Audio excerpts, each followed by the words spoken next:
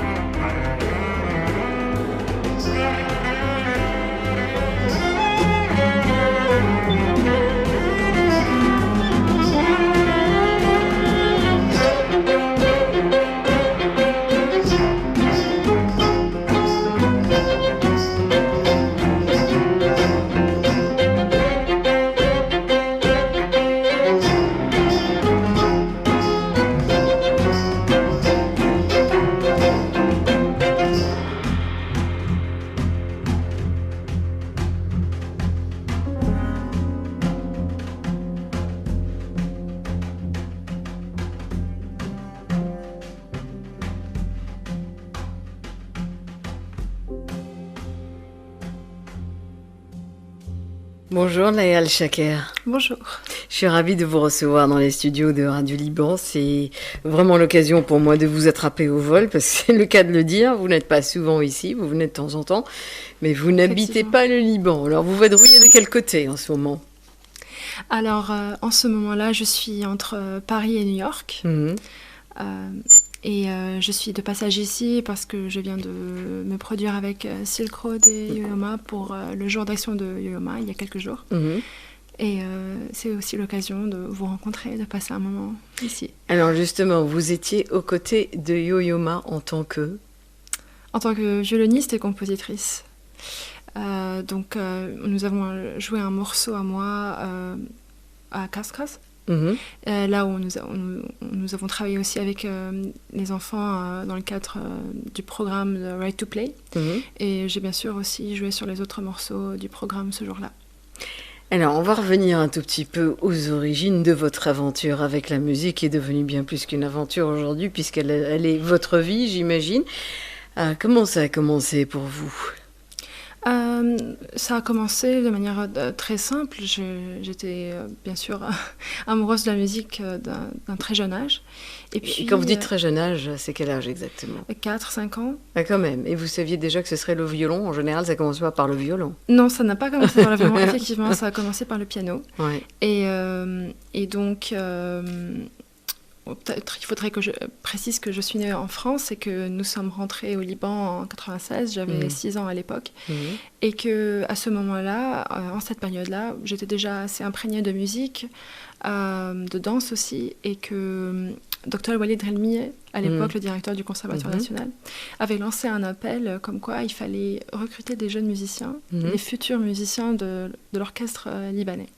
Et donc il fallait des musiciens, des violons, des violoncelles, des altos, des clarinettes, des flûtes, etc. Et ça avait interpellé ma maman, qui a décidé de m'enregistrer, de me prendre à des cours de violon à l'époque.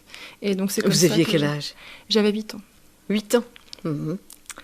Et donc c'est comme ça que j'ai commencé... Mais est-ce que vous montriez le moindre goût pour cet instrument ? Je sais que j'ai absolument été subjuguée par l'instrument, par la difficulté de l'instrument. Je trouvais que c'était tellement difficile. Et donc, dès le début, il y avait cette volonté de dompter cet instrument, de comprendre... Ah, vous êtes de ceux qui cherchent la difficulté dans la vie, si j'ai bien compris. Oui, malheureusement. Elle me dit oui, avec conviction, oui. Oui, et surtout après avoir commencé mes études au piano. Donc, il y avait vraiment cette incompréhension de pourquoi le son était tellement difficile à obtenir. Mais ça me fascinait en même temps. Et donc, voilà. Et l'instrument a progressivement grandi avec moi, parce que c'est quand même un instrument qui commence à faire partie du corps, peu à peu. On finit par se marier avec son instrument, c'est un fait. Et alors, est-ce que cet amour a connu des hésitations en cours de route ? Très probablement, bien sûr. Mais je pense que c'est plus lié juste à la condition d'être un artiste en général. Je pense qu'on a beaucoup de doutes, on a beaucoup de questions existentialistes. Qu'est-ce que l'on fait ? Est-ce qu'on devrait faire ça à temps plein ? Voilà, je ne suis pas à l'abri de ça non plus. Donc, et l'amour par rapport à l'instrument a été érodé à un moment donné ou pas ? Vous avez eu envie de faire de violoncelle, par exemple, ou autre chose ? J'ai été intéressée par beaucoup d'autres instruments aussi. Bon, j'ai fait du violoncelle à l'époque. J'ai fait aussi un peu de percussion, mais ce n'était pas parce que je n'étais plus intéressée par mon instrument. Mais parce que vous vouliez élargir vos horizons. Voilà, et parce que aussi j'étais très intéressée par la composition. Et donc forcément, il fallait connaître d'autres revers de la musique. Les autres timbres, voilà. Alors, vous êtes dans la composition complètement. Et là, je tiens entre les mains votre premier album. Il est précédé d'un EP, mais c'est le premier album. Il s'appelle Inner Rhyme. Et c'est Layal Chaker et Sarah Fand. Sarah Fand étant qui ? Sarah Fand est le collectif que j'ai fondé il y a 2 ans. Et c'est un collectif de musiciens improvisateurs aussi. Dans les compositions que j'écris, j'aime aussi beaucoup laisser l'espace à la spontanéité, à l'improvisation libre, pour qu'il y ait des moments d'interaction que l'on peut connaître que dans le live ou dans le moment même, et qui sont, à mon sens, très précieux et qui ne peuvent venir que à travers la composition. Qui constitue Sarah Fand alors qu'il est Donc nous avons Jake Charkey au violoncelle, Philip Golub au piano, Nick Dunstan à la basse et Adam Malouf à la percussion. Encore un Malouf. Encore un Malouf, oui. Celui-là est un Malouf du Nord, par contre. Ah d'accord, c'est pas de la même famille. Peut-être, je sais pas, quelque part dans l'arbre généalogique. Alors, 10 morceaux sur cet album, 10 morceaux qui s'inspirent de la poésie arabe, classique. Voilà, exactement. Qu'est-ce qui vous intéresse dans cette poésie ? Ce qui m'intéresse dans cette poésie, c'était déjà le rapport à la langue. Donc ça faisait... Bon, j'ai quitté le Liban assez jeune. Oui, parce qu'à vous écouter, on se dit, est-ce qu'elle parle bien l'arabe ? Si, je apparemment, si. J'ai quitté le Liban assez jeune et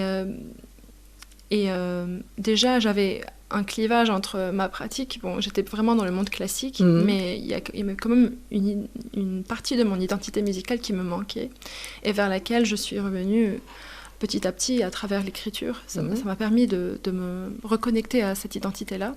Mais il y avait quand même un élément qui me manquait beaucoup, c'était l'élément de la langue. Parce que je n'utilise pas la langue sur scène, et surtout parce que je ne sens pas que traduire une poésie avant de la chanter est très efficace. Je sens que, à quel niveau ? Au niveau de l'appréciation de la beauté de la langue elle-même et de l'image poétique.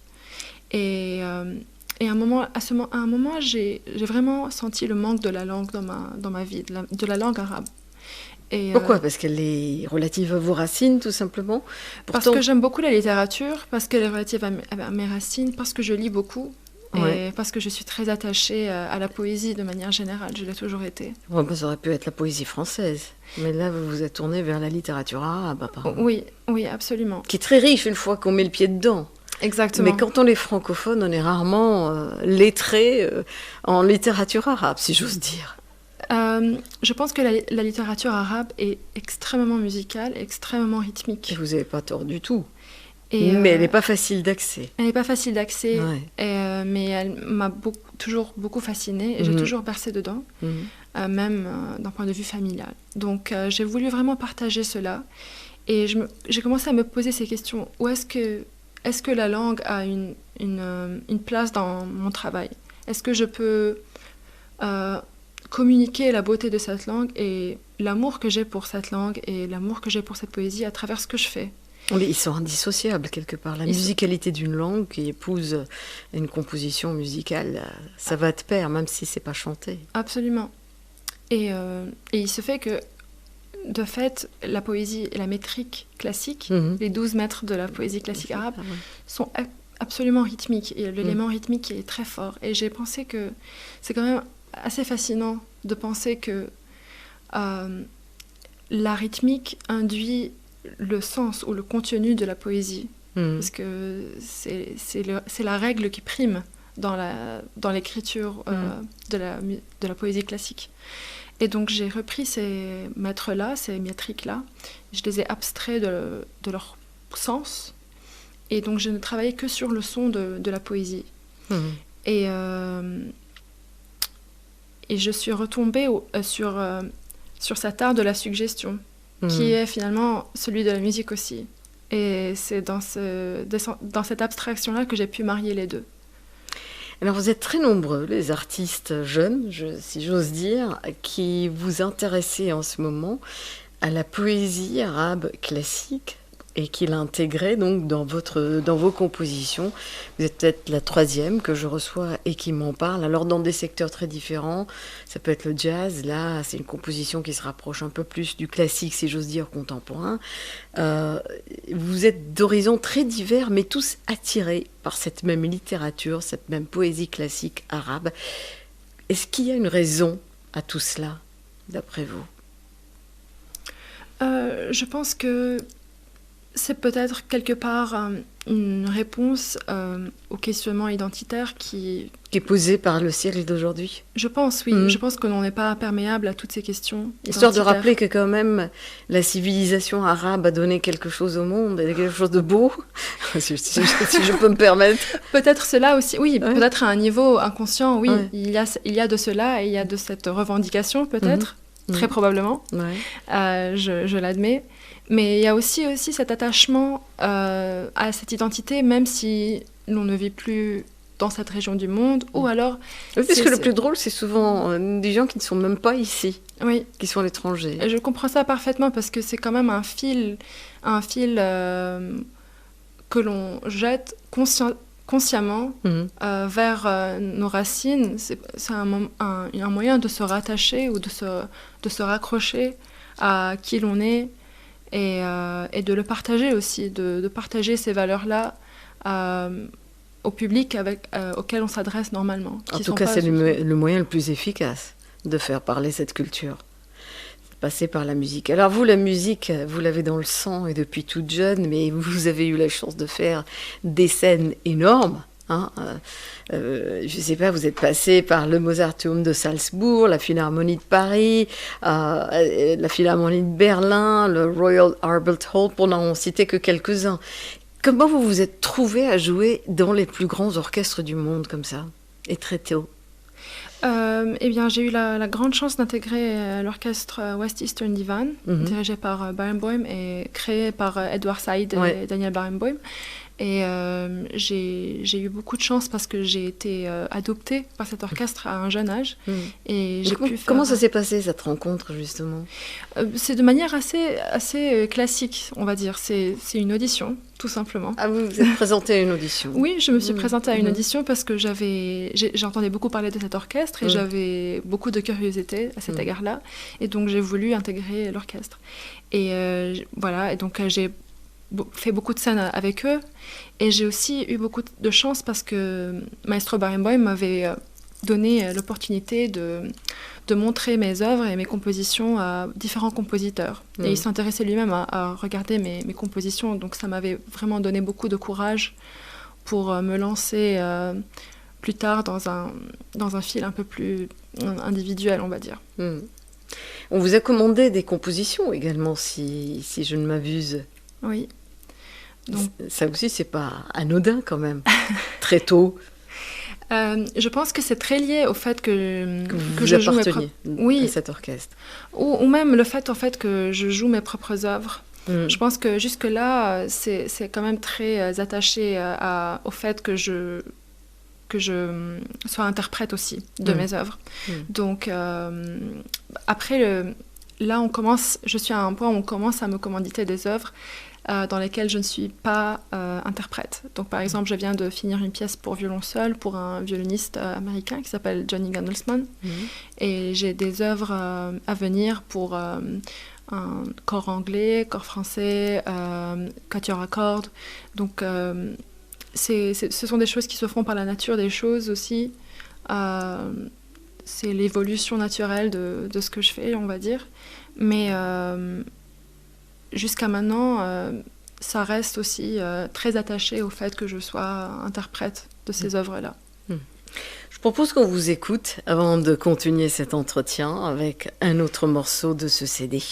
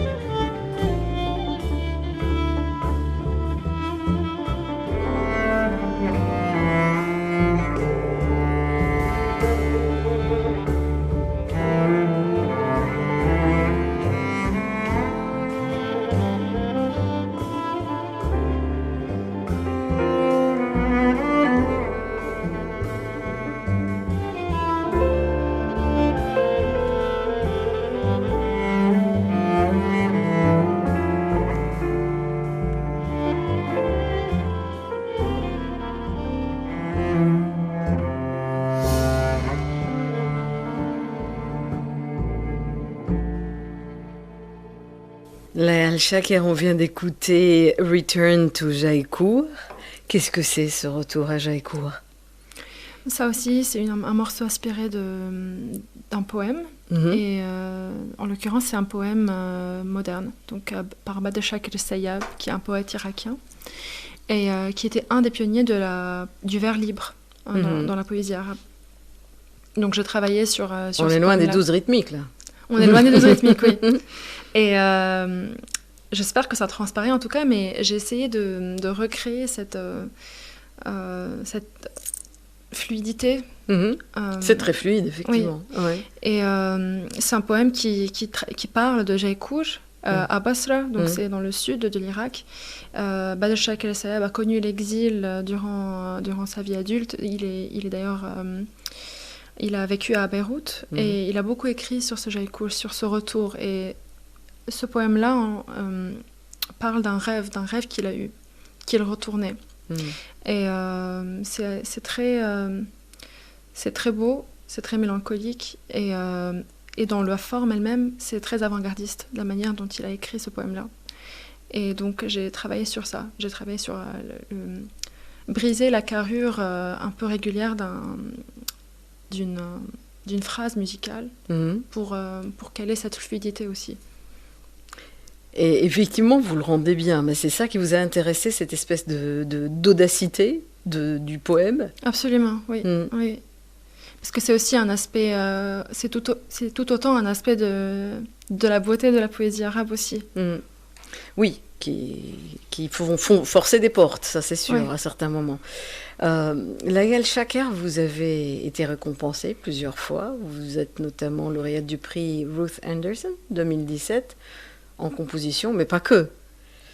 Combien d'autres prix vous avez? Le prix le plus récent, c'est celui de Nadia et Lily Boulanger. J'ai été aussi finaliste du prix Rolex. Oui.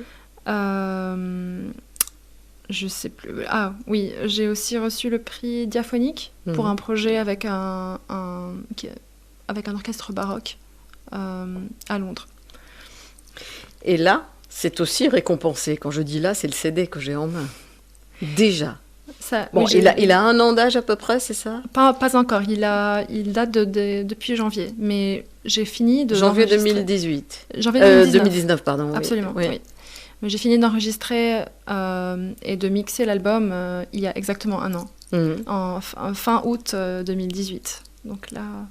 Et la critique est dithyrambique. Oui, j'ai eu beaucoup de chance sur ce coup-là. Oui, il n'y a peut-être pas que la chance. Non, il y a eu beaucoup de réponses positives, il y a eu beaucoup de belles réactions. Et c'est très agréable de sentir que la musique a été comprise et appréciée. Alors, très très demandé sur les plateformes, cet album, n'est-ce pas? Oui, il est assez bien demandé, oui. Amazon, iTunes, Spotify, etc. Plateforme digitale. Alors, vous n'avez rien contre? Vous êtes de ceux qui n'ont rien contre? Je suis celle oui. En fait, si on est en train de parler du streaming, là... Forcément, oui. Je pense que c'est un peu comme beaucoup d'autres choses. Soit on se laisse faire et on est emporté par la vague, soit on se bat, mais je trouve que mes batailles sont autre part en ce moment. Oui, il y a des batailles plus intéressantes. Oui, voilà. Seulement qu'il faut vivre, hein. C'est-à-dire un artiste doit vivre de sa musique aussi. Oui. Ouais. Mais aujourd'hui, les artistes vivent de la scène essentiellement. Et vous, de la scène, vous en faites beaucoup. Oui, je ne vois pas vraiment, je n'ai pas misé sur l'album comme une sorte de récompense financière. Je n'ai vraiment pas pensé à ça. Non. Donc, mais vous le jouerez sur scène. Oui, je le joue joue beaucoup sur scène. Et là, ce sera la récompense financière. Est-ce que vous l'avez déjà joué sur scène? Oui, je l'ai beaucoup joué sur scène cette année. Oui. Mais où? Je l'ai joué à New York, à Paris, à Nebraska, à Londres. Je l'ai joué beaucoup à Londres. J'ai joué au Liban, j'ai joué à Beyrouth, à Byblos. À Byblos, dans quel cadre? J'étais en résidence à l'université libanaise américaine. Donc je l'ai joué dans la salle de l'université. Et où d'autres à Beyrouth? Je l'ai joué dans le cadre du festival Beirut Chance il y a 2 ans. Et puis aussi, pareil, comme j'étais en résidence à Beyrouth et à Byblos, je l'ai joué dans la salle Gulbenkian. Et puis j'ai joué un morceau plus récemment, il y a quelques jours, de cet album aussi, I Like to Play, avec Silk Road. Je propose qu'on écoute encore un morceau, puisque le meilleur moyen d'apprendre à vous connaître, c'est de vous écouter. On y va.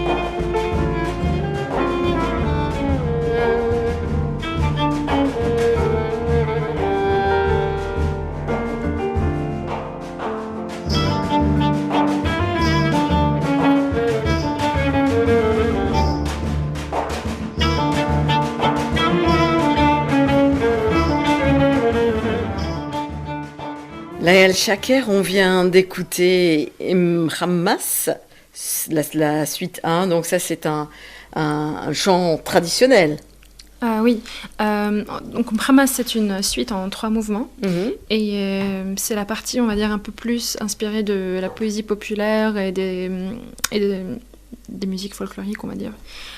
Mais c'est aussi un peu un double tranchant parce que ces morceaux-là, c'est vraiment du 2e degré parce que ces morceaux-là sont perçus comme de la musique traditionnelle, mais en fait, ils avaient été commandités par Radio Liban.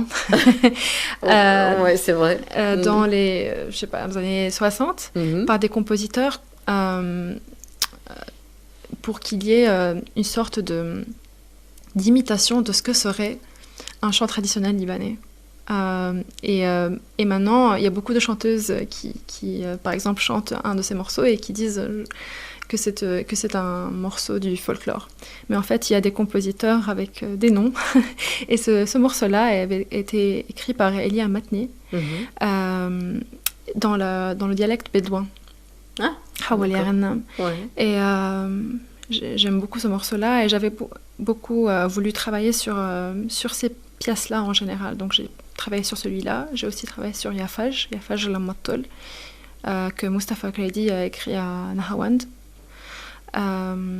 Et dans les 2 cas, j'ai remplacé, on va dire, le rythme originel par le compositeur par un autre rythme qui n'avait rien à voir. Et donc j'ai étiré un peu la mélodie d'une autre manière. C'est pour ça que c'est un peu des fois méconnaissable. Et puis il y a bien sûr d'autres éléments. Donc c'est un peu une sorte de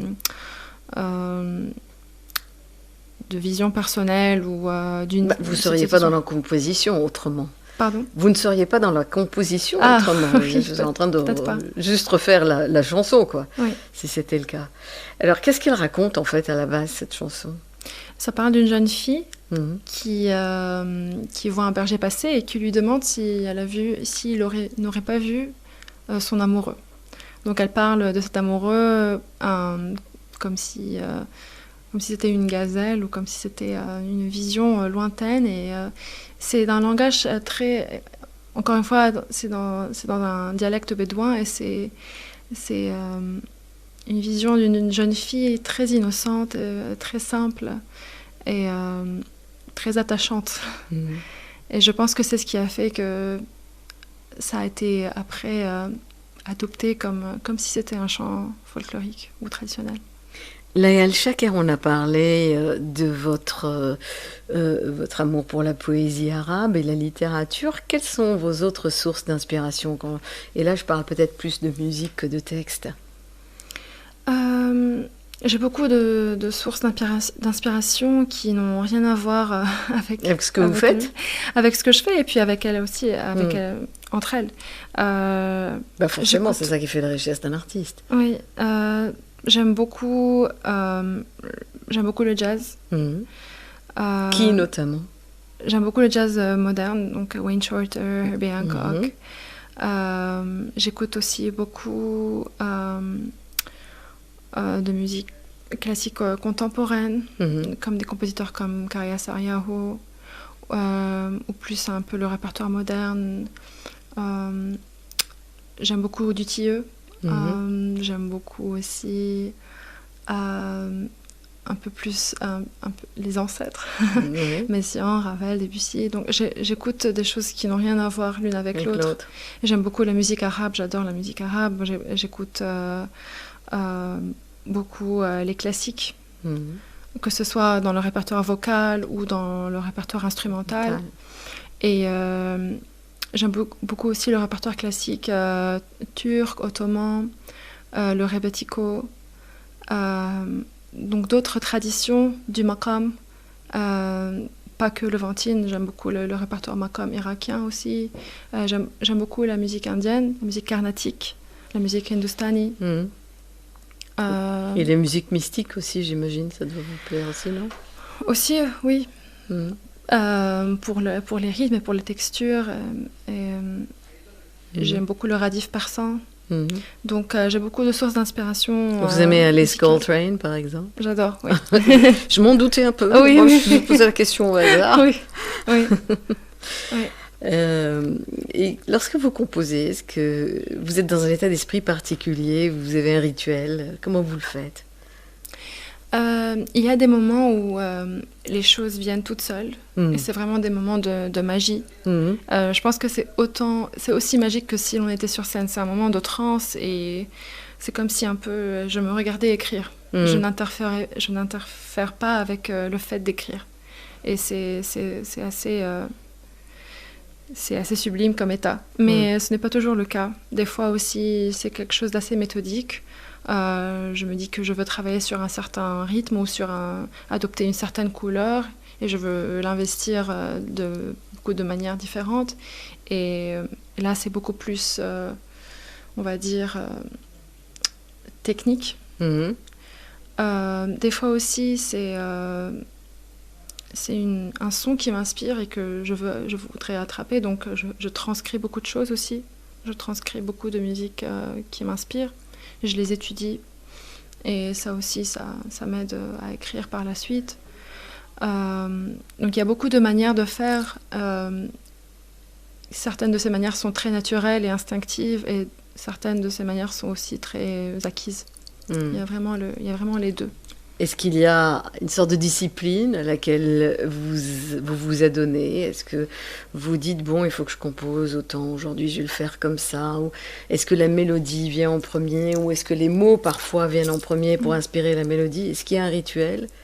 Le rituel, c'est beaucoup plus par rapport à mon instrument. Donc la discipline est beaucoup plus par rapport au fait de travailler à mon instrument tous les jours. La composition, pour moi, est quelque chose... J'essaye de maintenir un rapport plus organique à la composition. Même si, avec le fait de faire des commandes, c'est de plus en plus difficile de faire cela, bien sûr. Oui, bien sûr. Mais j'aime beaucoup ce rapport naturel et organique à la composition. Et j'essaie de le protéger le plus possible. Après, c'est très important aussi de le pratiquer de la même manière dont on pratique un instrument. Parce que c'est aussi une sorte de pratique cognitive. Donc c'est important de pouvoir se mettre dans l'état d'âme propice au travail, où que l'on soit dans le monde. Surtout que je tourne beaucoup, donc je n'ai pas toujours l'espace privilégié et le calme privilégié pour écrire. Mais j'essaye c'est ça peut-être un peu mon rituel, c'est de provoquer ou de trouver ce calme-là n'importe où je suis. Donc cette faculté de s'isoler, en fait. Oui, de trouver cet état d'âme. Cette introspection, en fait. C'est très introspectif, c'est très solitaire comme... Oui, c'est forcément solitaire comme métier par moment. Hein. Heureusement qu'il y a la scène pour compenser. Oui. Alors dites-moi, du coup, dans quel état d'esprit vous étiez quand vous avez composé ou réécrit, si vous voulez, à Fajr, puisqu'on en a parlé tout à l'heure. Et à Fajr, c'est un morceau qui me tient vraiment beaucoup à cœur. C'est un peu cheesy, mais... allez-y, on y a tous droit. Hein. c'est vraiment... pour moi, ce morceau-là, dans son état originel, est magnifique. Et il est chanté par Nahawand, qui a eu une carrière très courte, bien sûr, et qui avait enregistré ce morceau-là. Elle avait peut-être 14 ou 15 ans, et qui avait déjà une voix très mature et magnifique. Et j'entendais un peu ce côté la fraîcheur du matin, le matin un peu froid, mais aussi la lueur du matin. Et je voulais capturer ce sentiment-là pour ma version de Fajr. Et c'est ce que j'ai fait. J'ai vraiment ralenti le morceau. C'est un morceau qui prend son temps, qui a beaucoup d'espace, et j'espère aussi qu'il y a beaucoup de lumière. Et c'est cet état d'âme-là que je cherchais pour le réécrire. Composé au petit matin quand même? Oui, voilà. On l'écoute.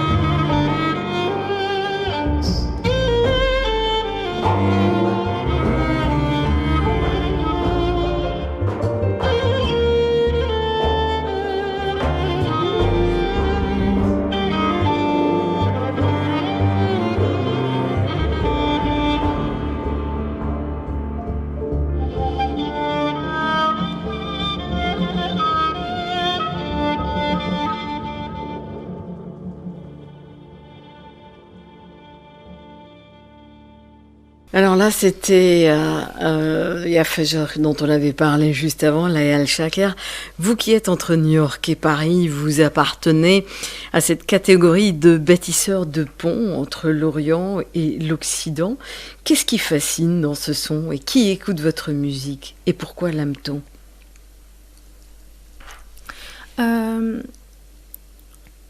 Quand j'avais commencé ce projet-là, je m'étais promis que ce n'était pas par nostalgie que je le faisais. Parce que c'était très important pour moi que quelqu'un qui l'écoute au Liban, il trouve... puisse s'identifier à cette musique. Voilà, il trouve son dû comme n'importe quelle autre personne qui l'écoute n'importe où dans le monde. Donc je voulais vraiment que ça soit quelque chose de vrai, d'honnête et d'authentique. Et donc je pense que dans ce sens-là, j'ai pu traduire cela. Je trouve que j'ai eu beaucoup de très belles réactions de la presse arabe comme de la presse internationale et des personnes qui ont pu découvrir cet album ici, comme dans le monde arabe, comme en Europe ou aux États-Unis. En général, les personnes qui s'identifient à l'album ou qui s'y trouvent sont des personnes qui aiment beaucoup le jazz moderne ou le jazz contemporain, la création contemporaine, où il y a de plus en plus de musique qui refuse de s'identifier à un seul genre. Et, de toute façon, ce serait difficile de le classer, le vôtre. Oui, je pense que c'est assez... inclassable dans le sens de la catégorisation des genres. Et il y a beaucoup de personnes aussi qui maintenant apprécient cela et apprécient le fait de pouvoir écouter quelque chose qui transcende les labels que l'on connaît habituellement. Mais c'est ce que fait toute une nouvelle génération d'artistes, en règle générale, qui ne veut pas du tout être étiquetée, à juste titre d'ailleurs. Oui. Mais justement, puisque vous avez l'occasion d'être proche de votre public, je parle occidental, comment perçoit-il, ce public-là, votre musique ? Je pense qu'ils y trouvent une porte d'accès ou une porte de compréhension d'une culture qu'ils ne connaissent peut-être pas beaucoup, ou qui connaissent moins. Est-ce qu'il y a une part de réconciliation aussi avec cette culture ? Dans le fait de s'intéresser à cette musique, qui a l'air de susciter un engouement très particulier en Occident. Je sais pas si je pourrais dire moi-même ou pourrais prétendre que c'était mon intention. Mon intention n'était pas vraiment d'induire une réconciliation. Non, mais je veux dire, est-ce que vous pensez que ça fait partie du processus, comme pour d'autres artistes, je ne parle pas que pour vous. Eh bien, je pense que peut-être au niveau où ça crée une empathie particulière. Je pense que quand l'on connaît l'autre par sa culture et par sa musique, on comprend mieux. On comprend mieux et on développe une empathie qui est différente de celle de l'information objective, des chiffres. Et oui, je pense qu'à ce niveau-là, peut-être, très probablement. Et vous avez déjà servi cette cause quelque part. Peut-être. Le petit grain de sel qu'on apporte chacun d'entre nous pour rétablir ces ponts qu'on a su si bien démolir, n'est-ce pas, quelque part, depuis quelque temps. Oui, malheureusement. Malheureusement. Alors, vous êtes accessoirement, je le dis bien, parce que ce n'est pas notre propos, l'épouse de Keenan Azmet, ce clarinettiste syrien que j'affectionne particulièrement, qui était passé à ce micro il y a un bail déjà, je ne sais plus combien d'années, mais qui lui aussi fait le tour du monde, un peu comme vous, avec ses projets. Est-ce qu'il vous arrive de travailler ensemble ? Très rarement. C'est mieux pour la survie du couple, ça. Oui, très rarement. Il nous arrive de partager des fois la scène pour des projets particuliers. Mais comme nous avons, comme vous me l'aviez dit il y a peu, quand on discutait, que nous avons quand même des univers musicaux très distincts. Et donc, je trouve que c'est très sain et important de pouvoir développer ces univers musicaux de manière distincte. Et aussi de se nourrir de la différence de l'autre, bien sûr. Voilà, oui. Et très indiscrètement, c'est la musique qui vous a réunis ? Oui, c'est la musique qui nous a réunis. Nous étions rencontrés à cause d'un projet auquel nous étions tous les deux invités il y a 6 ans. Et c'est comme ça que nous avons pu se rencontrer et passer du temps ensemble et se connaître. C'est une belle histoire, je vous la souhaite longue et belle jusqu'au bout. Vous avez tous deux belles carrières qui vous attendent encore, 2 longues carrières. Ça fait pas très très longtemps, vous êtes tous les 2 jeunes finalement et vous avez encore beaucoup de choses à offrir au monde musical. On a juste le temps d'écouter quelques notes du dernier morceau qu'on va pouvoir écouter qui est All Right Here, que je vous laisse qualifier en quelques mots. Alors c'est le morceau qui est le plus directement inspiré de la métrique de la poésie arabe, plus particulièrement de Tarjuman al-Ashwaq d'Ibn al-Arabi. Et c'est le morceau qui est le plus éloigné de la structure mélodique à laquelle on pourrait s'attendre quand c'est un morceau qui est basé sur une métrique classique. Sur ce morceau-là, j'essaye d'utiliser le violon comme un instrument percussif. C'est vraiment la fonction rythmique est léguée au violon dans ce morceau-là. C'est une expérience que j'ai voulu essayer, voir comment on peut échanger les rôles dans un groupe et comment le violon peut soutenir, dépasser sa fonction mélodique et soutenir le groupe dans la pulsation du morceau. Merci beaucoup Layal Chaker. Merci à la vous. prochaine. À la prochaine, au revoir.